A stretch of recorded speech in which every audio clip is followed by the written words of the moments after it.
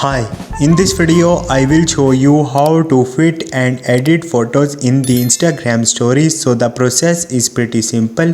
If you want to fit and edit photos on your Instagram story, you can simply follow this procedure. So first of all, open your Instagram and log into your account, and from the left top you have to open your story and you have to upload some picture on your Instagram story. Once you will do it, now you have to tap two fingers on the picture and move your picture to fit this on the Instagram story like this.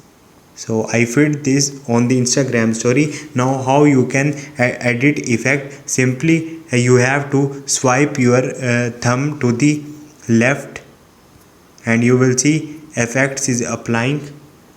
Moreover, you can also apply different effects from here.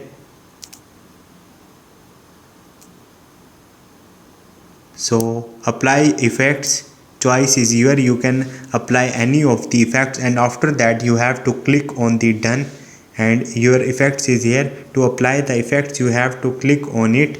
So this is the way you can fit or edit your pictures on the Instagram story. Hope this video will helpful for you. See you next time. Thank you.